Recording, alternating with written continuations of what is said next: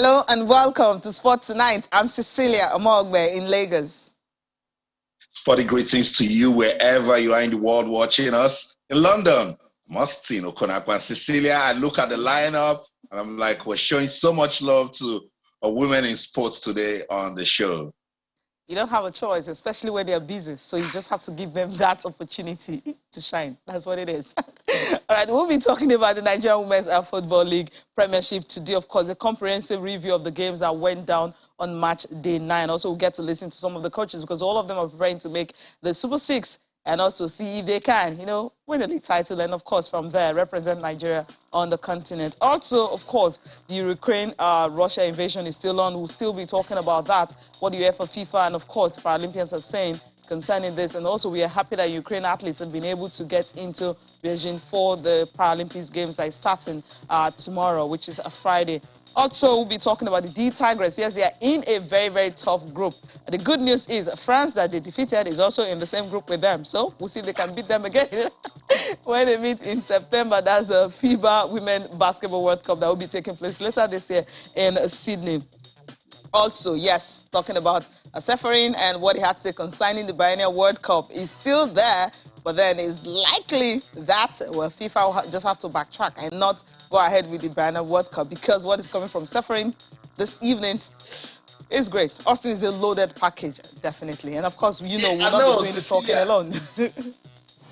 Yeah, and I know as regards Seferin and the Biennial World Cup plan, UEFA didn't hide their sentiments that they don't subscribe to it. So I'm not surprised if UEFA is trying to throw jabs at it to make it look like it's not going to work. FIFA is confident it will work. They believe it will change a lot of things, particularly for small countries who have never been given an opportunity to play at the World Cup. And you mentioned the D Tigers. And their group for the World Cup.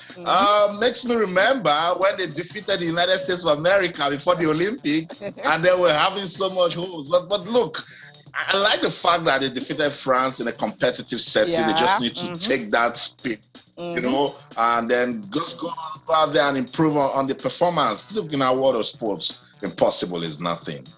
Obviously. All right, of course, as I mentioned, we will not be doing the talking alone. Austin, of course, Bolu Omoni, he's right here in Lagos studio, joining us to talk about what sports this evening on Sport Tonight. Bolu, how you doing? Good evening, Sisi. Good to be here again. And like Austin rightly said, it's the women's world today. But again, when they are doing it right, you have to talk about them.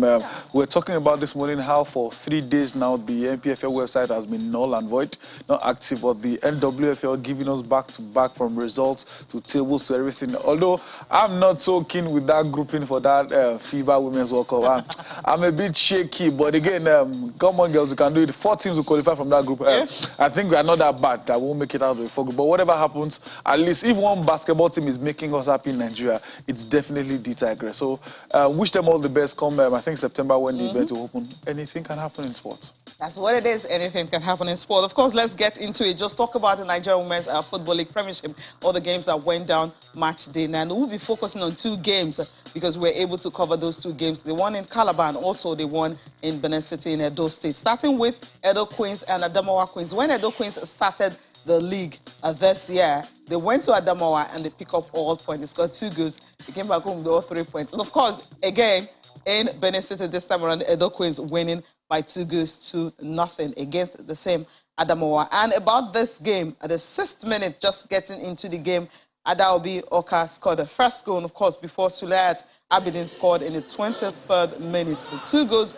scored in the first half, and then that was all they needed to get the ball rolling. And of course, they got all 3 points from that one. Bolu, you've been following Edo Queens and what they've been doing, especially in relation to, trying to make it, not really trying, they're making it professional because right now, that's the first goal scored right there by Adaobi Oka just in the 6th minute. That's how excited she is. I mean, these guys have been able to pull up something really big. I mean, the sponsorship, the jerseys, the promotion, everything that had to do with professional football. We're seeing everything in Edo Queens.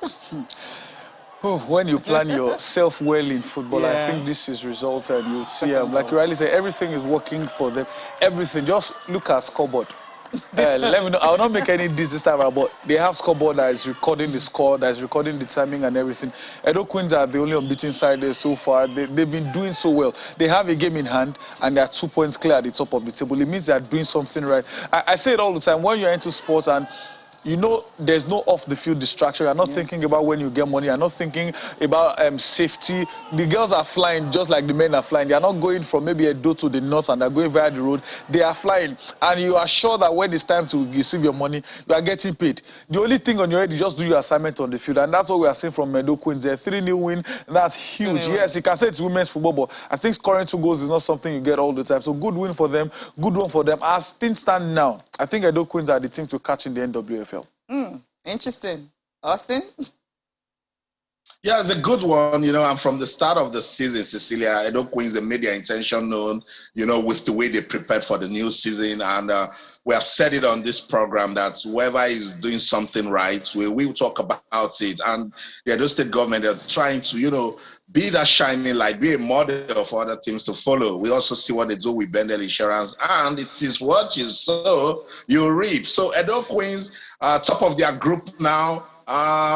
They're chilling up there. You remember the experience they had in the Super 6 last season didn't really go down well with them. So maybe this time around they want to, quickly get into that mode before, they get into the main competition proper. At this stage, for state governments, who are supporting their teams, it is, I do you good, you repay the act. So for these girls, this is a good opportunity for them to, to shine. But shout out to Adamawa Queen Cecilia. Yes. Whenever I see teams travel all the way, like teams like Adamawa, when Adamawa United were in the league also, I kept saying shout out to them because it's not easy, to go all the way.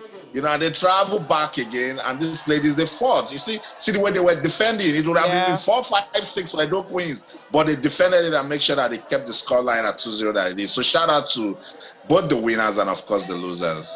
All right, let's listen to the assistant coach of Edo Queens, John Niyi. Of course, the head coach. She is with the under-20 national team as part of the coaching crew. So the assistant coach is talking about Edo Queens and what they've done so far this season. I'm very, very happy concerning the game because for you to win a home match these days is not easy. You see a lot of people, they lost their home to our opponent.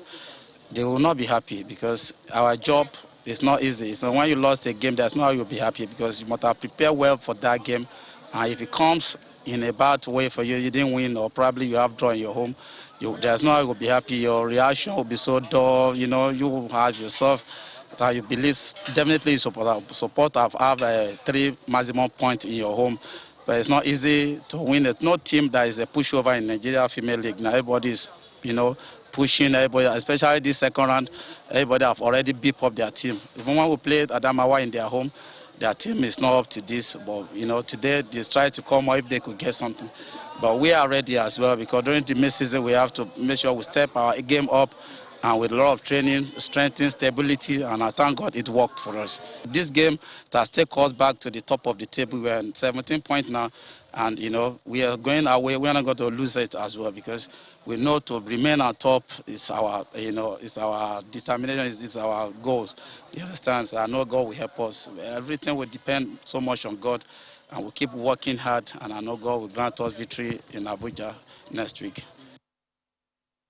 Okay, the only thing left is in Jesus' name, amen. I mean, Austin was actually laughing, right? But the thing is, the next game is going to be against Niger Ratters. Niger Ratters game to Benin, they pick up a point. He ended 2-2, and Coach Matthew Wemimo, she was around. But now Coach Matthew Wemimo, obviously this weekend she will be with the under-20 team because they are going to be playing against Senegal away from home. So that's a big one right there. I mean, I'm talking about next weekend. I mean, that's next Wednesday, midweek, yes. So she won't be around. And so going to Abuja, trying to pick up another point, was that going to be a big one for them? Cecilia, that's a good test of character for Edo Queens, and if Niger Ratters can come to Benin to pick a point, then Coach Johnny actually means what he's saying, and that's why he's calling on heaven and everything that he can use to get a point of win right there in Abuja. But shout out to Coach Matthew Wemimo and the job that she has done. I've always told people that the hallmark of a good leader is when you're not around and then there's no problem. Yes. You can tell that from the time she got into Edo Queens, she's brought some stability to that team. They're playing with some renewed confidence, and it's a testament of the sort of work she did when she was at Sunshine Queens, So for her to have achieved what she has achieved with Edo Queens in this short period, she's not around, and the momentum is still going. For me, take that into the national team, use it to, develop women's football at that level where you are part of it, and hopefully develop and get more talents for the country. Yes, obviously that's what it is. Let's spare a thought for the losing team. Adamawa Queens technical advisor Jacob Vendy talking about, well, they pick up, yeah, it was a loss, but then it's really not so sad because he feels the girls actually put up a good performance, especially holding the whole of second half. They did not concede any goal. The standard of the team, that is the Edo Queens, their standard is good. They have a quality standard and they are organized. They get a good team. The way they approach the game, they approach it with the zeal of winning. While my girls, the first time I told you that their standard is above my own standard. If you watch the quality of the Edo Queens are more quality than my players. You just have to admit right there, quality. Yes, I mean, the golf in class, right? You understand where it belongs.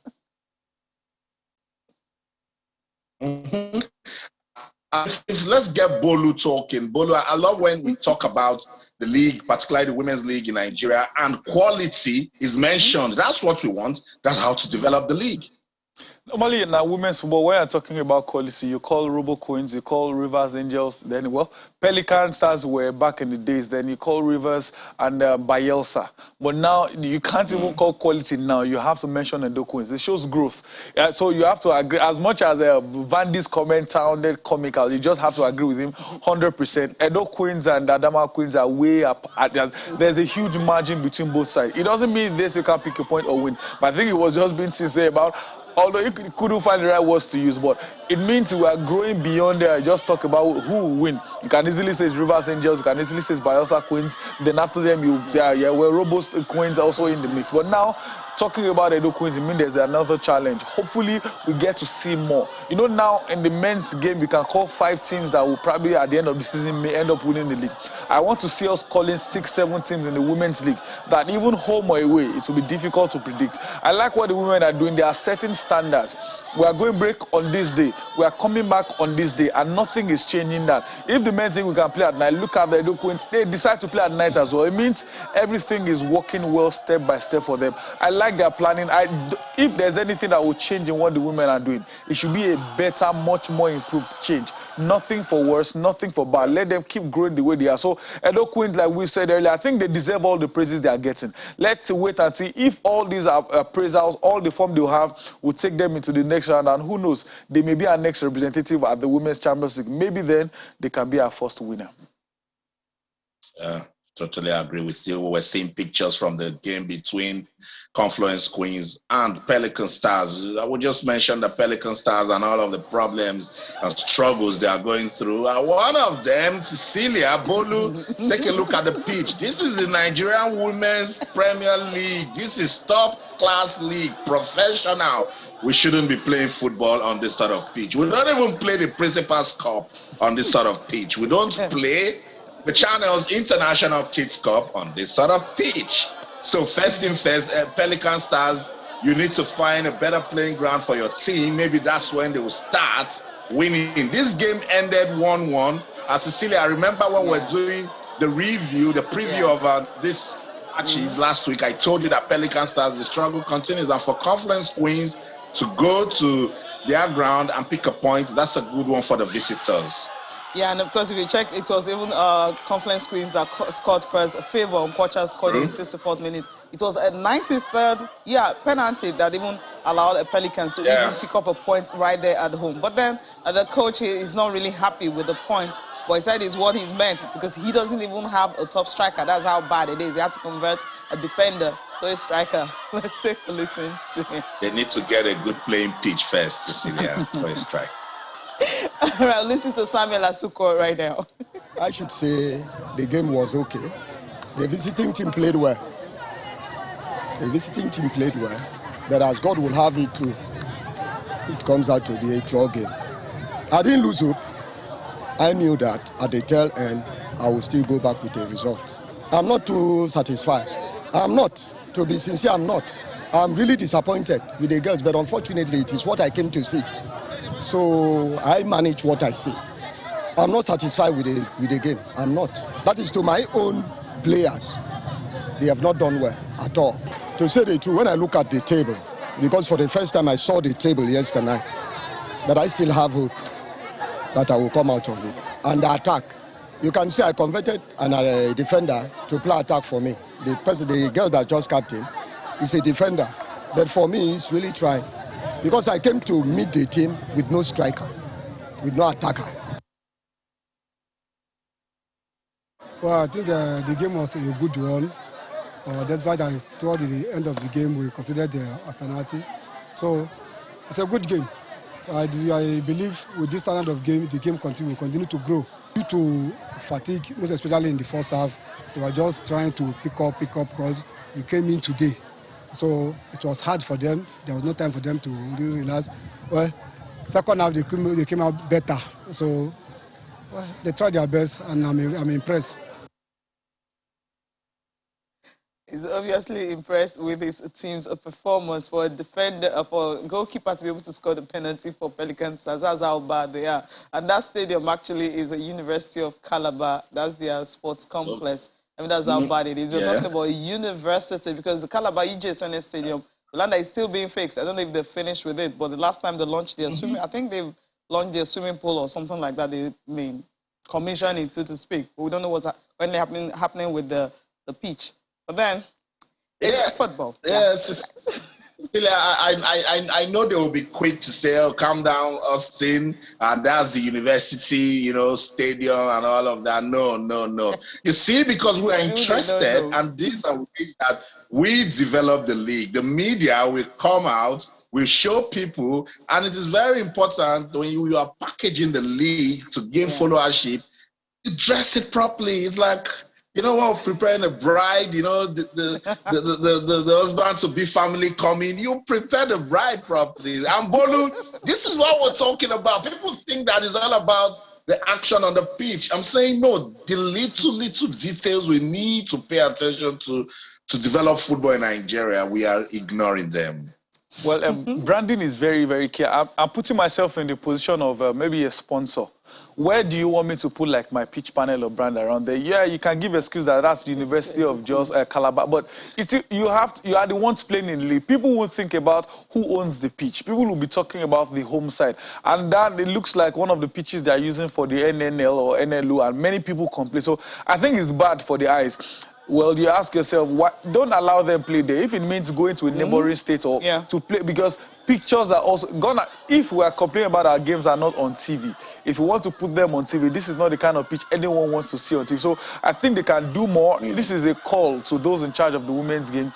If they can't get themselves a good pitch, you can go to a neighboring state. It does not have to be in your state. So long your journey is not far, when you get used to it, there has to be that is not a pitch. Why are we even calling it a pitch? That is a place they just gather to play football. And to an extent, you have to, it will affect your gameplay. You cannot pass the ball 10 times and it will roll 10 times. There has to be a change. But again, like the coach was happy. I'm disappointed, I'm happy. Happy he didn't lose, but disappointed he didn't get to him. But again, talking about defender being the striker, that's on him. You have midfielders to convert, you have wingers to convert. You decided to convert a defender to your attacker, so that's on you. So I think Confluence will be the happiest side that at least they didn't lose away from home. Yeah. Okay, and I want to, Cecilia, I just want to say I like what I see with women's football in Nigeria. Some of the coaches, like Coach Vandy, has been with Adamawa Queens for quite some time. That's good continuity. Coach Laidi Bashiru, same thing. These guys are trying so hard to, give, their professional backing to the development of the league in Nigeria. Coach Asukwo of Pelican Stars said he was just seeing the table, yesterday for the first time. Let's show him for the second time, Cecilia. Let's hit the table. That's the Group A table right there for the Nigerian Women's Football League. Edo Queens are sitting gallantly on Group A right there with 17 points. Nassau Amazons is the second. And then look at Niger Rattles, Cecilia. They're still my team so far because I love the guts they are showing. I don't know about you. No, the fantastic side, the way they started the season and all that, especially that draw at the peak. I mean, there were 2 goals down coming from behind because the 5 goals they scored when they played against Adamawa in Abuja. So they've been a good side so far. But then they have Group B, where Rivers Angels also sitting pretty right there. They played all the 8 games. Bayelsa Queens is second. Delta Queens is a third. FC Robo fourth on the log. Abia Angels, Sunshine Queens, and of course, Royal Queens completing 8.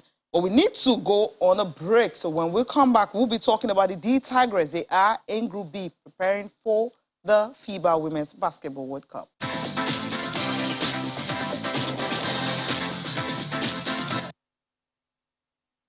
All right, let's talk basketball, talking about the D Tigers, where they are grouped in the FIBA Women's Basketball World Cup that is taking place in Australia, Sydney, later this year in September. Let's just take a look at what it's like for the D Tigers, the team they need to beat, because we mentioned earlier that 4 teams will qualify into the next round. Now, D Tigers are no longer a team from Africa. You can say Nigeria because of what they did in the last World Cup. I can just quickly see what it's like.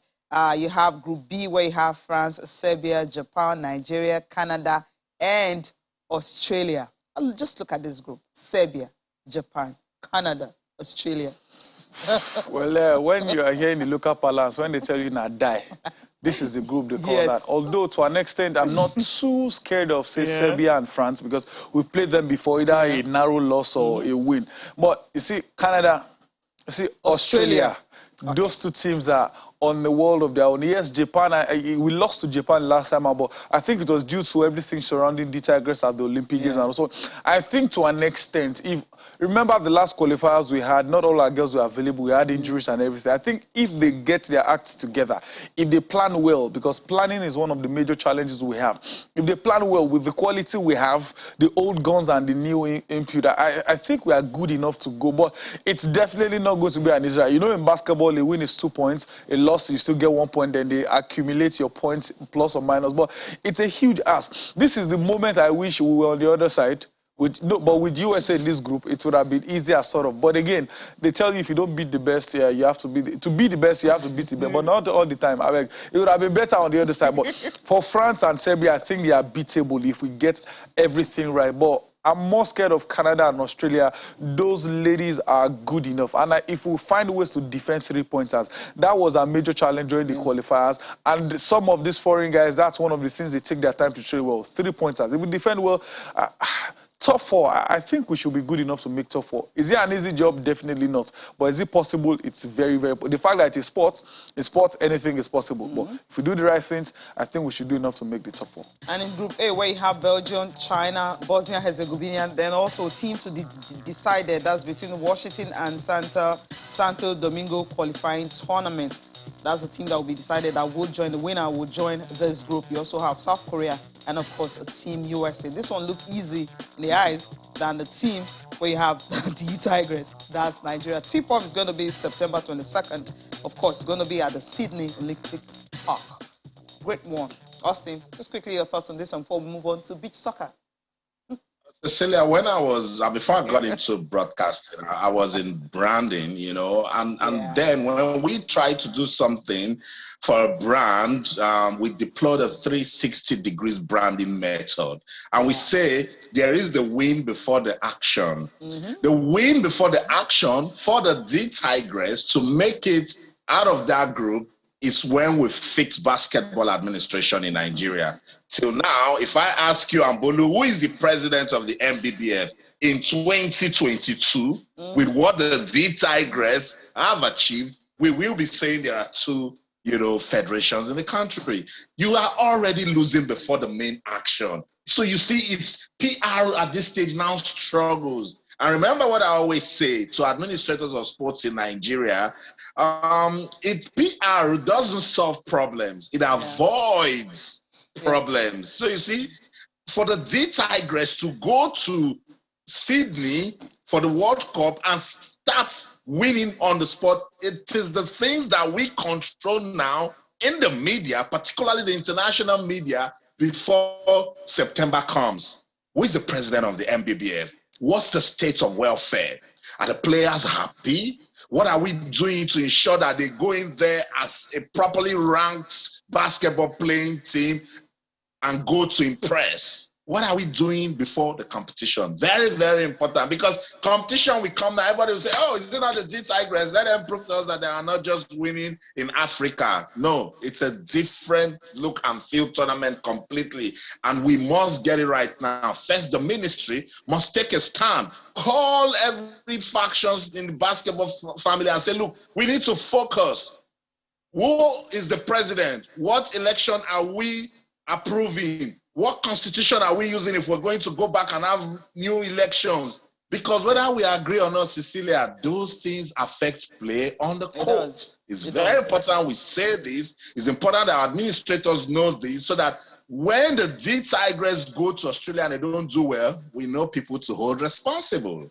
Another thing is for them to release whoever is in charge. I mean, since the ministry right now are in charge of the elites basketball, they can release the money on time. I mean, this is March. I mean, September is not far off. Release the money on time, and not when it's August. That's when you start bringing out money for preparation. So release the money now, because you know their draw, you know they've qualified. So this is the time to start acting while you're trying to solve the whole problem that is behind the scene. I mean, last week when the minister mentioned about the MBBF prices, he said by the end of this week, we will get answers. So tomorrow is Friday. So we still have 1 day to go before we get answers concerning MBBF. So we're leaving it there. And Austin, so let's talk about the beach soccer. What happened on the weekend? Oh, the beach soccer league, Cecilia, I love what happened in round one right there in Ilorin, the Kwara State capital. The big boys still show that, yes, they can play beach soccer. Kada Beach Soccer Club from Kaduna, top the Group A table. Kebbi Beach Soccer Club from Kebbi right there, top the Group B. But let's take a look at the round one final day results where Smart City defeated Niger 8-5, but that Warriors lost to Kebbi 6-1. Kogi defeated Manko Patsegi. Debutants in the league 7-4. By the way, they weren't so disappointing, Patsegi. And it's a good one for beach soccer development in Nigeria, because for us, the fact that they are playing and getting us talking means they are building a system. Kada, I mentioned top Group A, they were fantastic in round one. They defeated Gbogbo Kingdom 5-4. Kelvin Galaxy defeated Smart City 6-3. Kebbi and Kwara, I was looking forward to this one. And to set the record straight, last week, Cecilia, I said Kwara was on top of Group A. It was Kada. It wasn't Kwara. And that's the confirmation of it right there. Kaduna Beach Soccer Club, Kada, topping Group A with 11 points. Smart City, look at them right there, trying to prove a point in that group. And Bolu, by the time you take a look at Group B, you'll see Kebbi there, still leading the way. But the debutants, they haven't been so bad. And that is what you get when you keep a good league going. It shows improvement. You grow step by step into any new competition. Look at, like we say, look at what Remo Stars are doing in the NPFL. Look at what even shooting, even though they've been there before, but it's been a while. So it shows when you are new into a place, you try to stake your claim, but you grow step by step into the competition. Yes, Kebbi are known, renowned in the beach soccer league, but the question is, who are the next generation after them? The points are very close. It means one thing, the gap is not too wide. If this continues, there's huge consistency. I think Kebbi, they have to look at their back, because one of the best ways to usurp a top team is try to catch up with them and start defeating them. That they will not hand over the baton to you. And I like the consistency. If the first round is over, take your break. When it's time to start the second round, don't tell us you need to go extension or break. No, let everything continue, because the momentum, if it stops, it will have a ripple effect on them. So I like that they are going on step by step. Kebbi, yes, we know you are the best, but we want to see who compete. I like what Kada are doing. On the other hand, will it be Kada that will take the throne from them? We are yet to see that. But for now, I like the first round. The competition came, the games are done, everyone is settled. Go for your break. But when it's time to hit the round two, No pause for anybody. Let the games keep going on. I like the media houses that are reporting it step by. It's not every time they focus where everywhere, the MPFL, after MPFL, nothing. No. These games are on. Let's all talk about it. Let's do our part. So when or if for whatever reason something else happens, we know it will be on them, not on us not talking. So I like the competition going on. Round 1 is over. Kirby on one side, Kada on one side. If at Lord nothing, put your eyes on those two guys because they are here to stay and other teams are looking up to catch up with them. That's what it's I was looking like in thinking, beach soccer. yeah, Cecilia, I was thinking Bolu would just say, well done, Channel Sports. You guys are really talking about this. He didn't add that.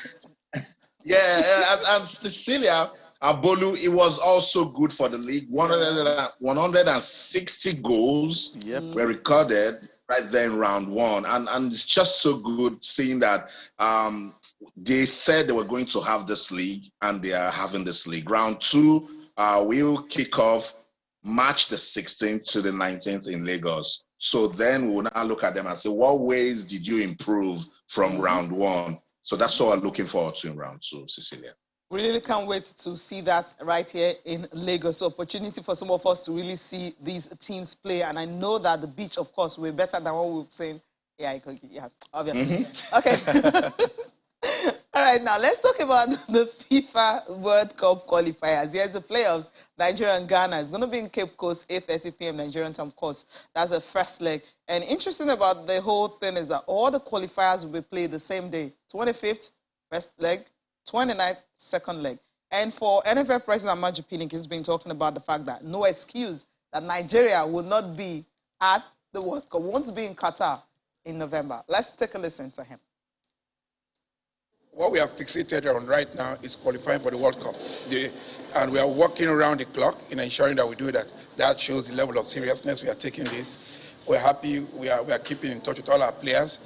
I mean, as you can see, we have Ademola Lukman, 100%.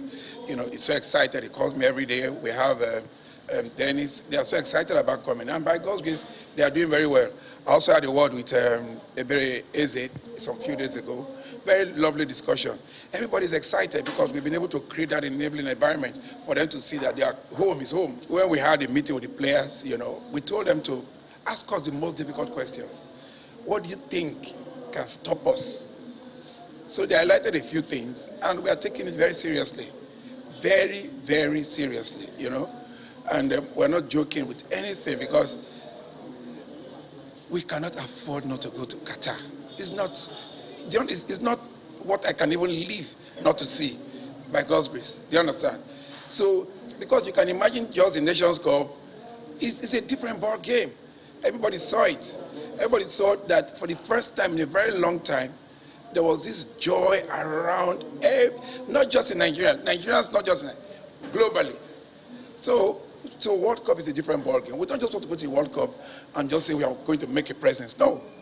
We want to make a formidable and an eminent presence. We want to win the World Cup. I give you an example. We played against Egypt. We dominated, we outplayed them in every win. They played in the finals of AFCON. We played against Croatia, our first game in the last World Cup. They didn't outplay us. Ball percentage was 48. But what happened? Croatia played in the finals. It would have been Nigeria playing in the finals. So the word is believe prayerfully and try to do everything you need to do on the part of the Federation, collaborating with the ministry, which we have done excellently well in recent times. Yeah, excellently well.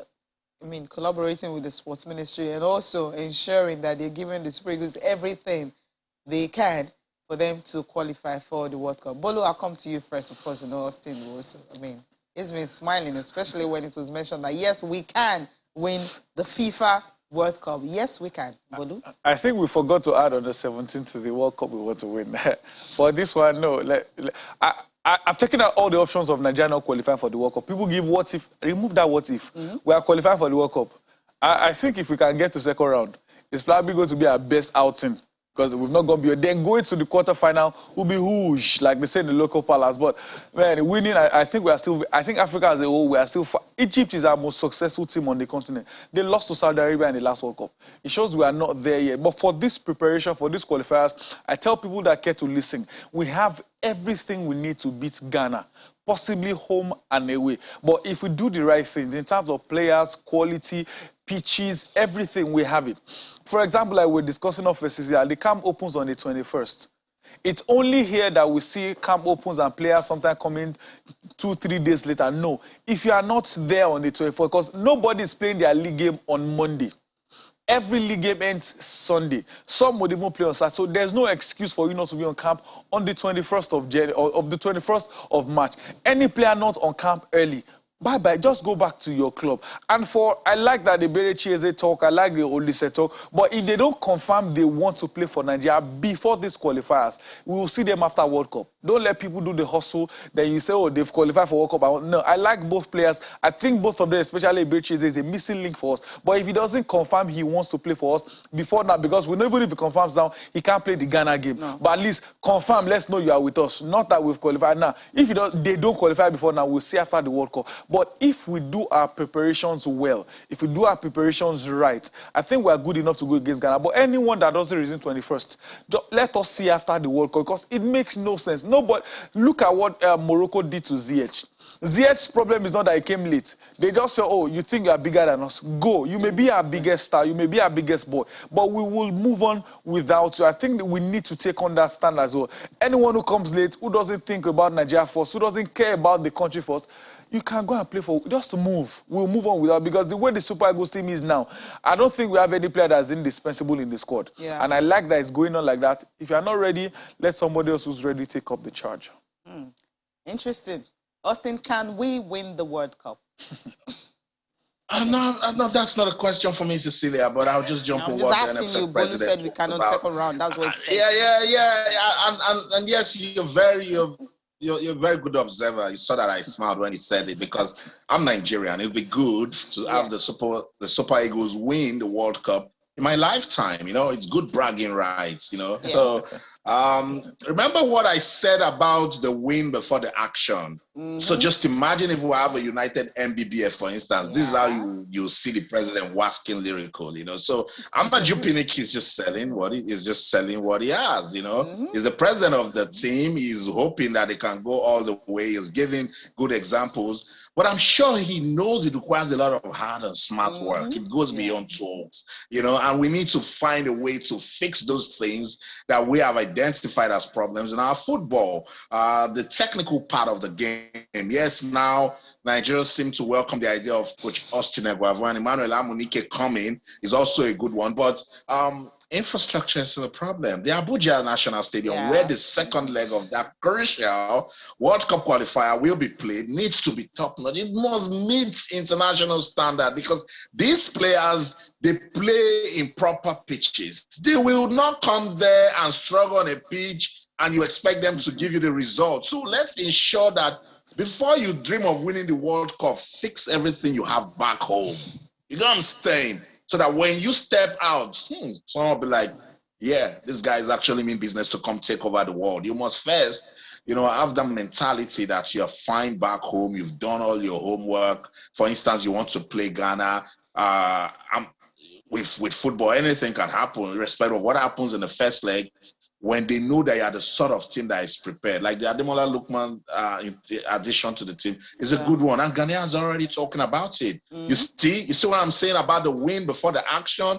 But now, if we don't fix vital things that requires to be fixed before we play, then we'll have a problem. I've mentioned technicalities of the game. I've mentioned pitch.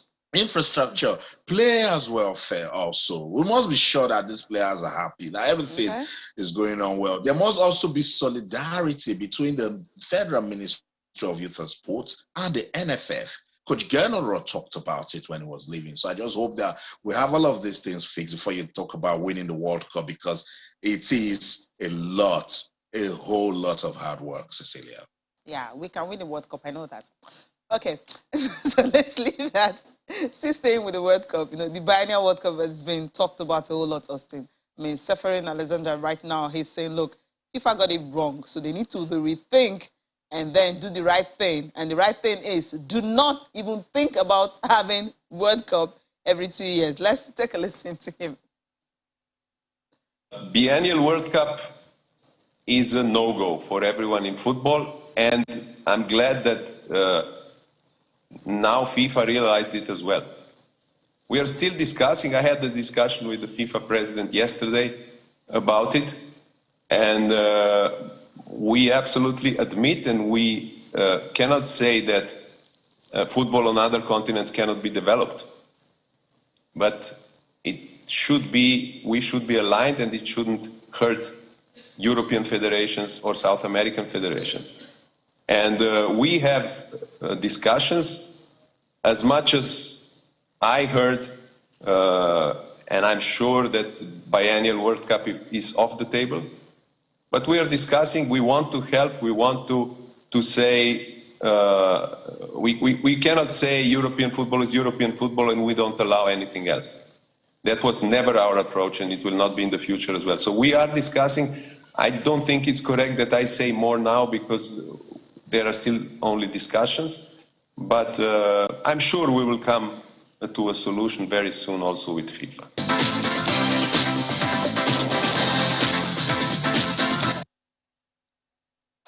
Welcome back. Austin, you listen to Alexander Seferin talking about buying a World Cup. It's something he really doesn't want. I mean, there's so many people that are in support of it, but he feels that, yeah, FIFA is just going on and on talking about it, but then not Europe and South America, of course, they're against it. But it's looking like, from what he said, he's having discussion with FIFA President Gianni Infantino, it's looking like they might just throw these out from his body language. It's about interest. Yeah, it's about interest, Cecilia. It's about the money. It's about market share. It's about relevance, influence. They're not coming out straight to tell us, but you can see money at the core of this discussion, because Europe believes that they control, you know, the major forces and figures behind football. So if ex-internationals like Emmanuel Amunike and some influential players, in fact, Africa is saying that we need this biennial World Cup because it will help us grow football in Africa. It will help us expand. It will give, you know, countries that have not, you know, featured at the World Cup an opportunity to experience what it's like to play at the World Cup. So for UEFA, I know, and I'm just waiting to see how this discussion will go. But Bolu, if you take a look at the way UEFA is going with this, and Suffering was very straightforward there. It says it's not going to work. What is the need for UEFA? Why don't they want a biennial World Cup? Well, Seferin is a very, very blunt human. I remember I was in December when he talked about only two continents, confederations have won the World Cup before, themselves, UEFA and South America. So they don't want it. It's not going to hold. I think for whatever reason, share his bias. I'm not a fan of the 2-year World Cup. I think it would take a huge toll on the players, because sometimes, like Hugh Riley said, it's the financial part. Everyone is just thinking about the money alone, not the players themselves. And looking at what Seferin is saying, it would affect many things. If there's a 2-year World Cup, automatically it will likely take out the UEFA Nations League. And AFCON, for example, we are still having issues with summer, winter, summer. If there is a 2-year World Cup, biennial World Cup, automatically we can't play the AFCON in the summer. You know, now we are still thinking about some in the summer, some in January. But if it happens every 2 years, we are definitely going to take it back to January. And there'll be huge conflicts, because clubs will know their players are going to World Cup every 2 years. They won't be losing their players again in winter or whatever for AFCON. So I think there are too many buts that the huge possibilities here. AFCON have been going on every 2 years. There was a time we played back-to-back. How much has it improved our football? So it's not, I think they're just thinking about the financial aspect. If it happens every 2 years, Africa will gain huge money from it. I guess that's where Africa are looking at. From interestingly, the all 54 confederations agreed in Africa to go every 2 years. But again, UEFA have a huge toll, and South America, CONMEBOL also have a huge toll of FIFA. If those two disagree, there's no way it's going to happen. So I think we should just enjoy. Let's look out for different events that we can do to help this competition. UEFA have their Nations League, they have their Euros. Africa alone, we have WAFU. After WAFU, we have CHAN. We have the major AFCON itself. We can find ways to rebrand all these major tournaments. For example, I like the way we do our qualifiers. The lesser and quote oppositions play themselves first before the big League, but we can decide to bring them together like they do in UEFA. There are many ways to grow our football. I don't think every 2-year World Cup would be the solution because it would take a huge... Players have not had time to rest in the summer in the last few years. COVID came, different tournaments in the summer. Then if it happens every 2 years, automatically there will be no break for these players in the summer. Without all these things, we have regular injuries since the COVID issue. Then what happens when we bring World Cup every 2 years? Will it affect every national or confederations cup tournament? Remember South America, there are still complaints that they played 4 Copa Americas in the last 6 years. It will affect these guys when. So I think there are many negativities than the positives in this tournament. Bolu, just to step in, Bolu, we had Emmanuel Amunike on this show. He's part of this FIFA consultative, team, and he said, "Look, change is inevitable. You see, for instance, things countries adjust with COVID, but he's saying that Africa will benefit from this." That's Emmanuel Amunike's point of view, so it's not us to the Konakwanzo, but I get what you're saying. So let's just wait for them and see where they will go with these discussions. Yep. Wait and see. Quickly, let's talk about what's happening with the sale of Chelsea. Of course, Premier League, why are you smiling? Premier League chairperson executive is talking about this. He believes that, it was the right thing for Abramovich to do to sell Chelsea because it's becoming unsustainable, simply because, of course, the reason, the invasion of Ukraine by Russia. Let's take a listen to Richard Masters. I think the situation has escalated incredibly quickly over the last 7 days. I think he's come to the right conclusion. It's sort of unsustainable in the current environment. So it's a welcome decision, and obviously, for the sake of everybody, including the fans, the sooner the sale process concludes and completes, the sooner everyone will have certainty. We are, as part of the process, in responding really to the fan-led review. As part of that, we're looking at the Energy Director's test and whether more tests need to be added, whether we need to be more transparent about those decisions, and whether independent scrutiny really needs to be put on top of it. So if the Premier League Board makes decisions, do those decisions need to be approved or otherwise by an independent body? I think those are the right things to be thinking about at the moment. So, whole lot. So Chelsea, up for sale, of course, the Premier League Chief Executive Richard Masters is in support of it because he feels it's the right thing to do. Bolu, in 30 seconds, quickly. Well, Chelsea fans have been mourning, like I told you, for 2 days now, but it's inevitable. It has to happen. Their prayer now is for them to get the goodbye. But again, whatever happens, football will definitely continue with or without Abramovich. Austin, right there. What's the situation in London, quickly? Yeah, that of uncertainty with Chelsea fans, they are waiting to see the next step the club will take, who are going to be the new owners, what's going to happen to the club after Abramovich. But yeah, I agree with Bolu. Football will go on, and in the words of Richard Masters, Abramovich did the right thing. All right, Bolu, I want to thank you so much for coming on the program. It's always a pleasure. Always a pleasure. Thank you. All right, thank you so much for watching. I'm Cecilia Mogbe. Have a good night rest. In London, I'm Austin Okonakpan. In everything you do, remember, keep talking sports. Bye for now.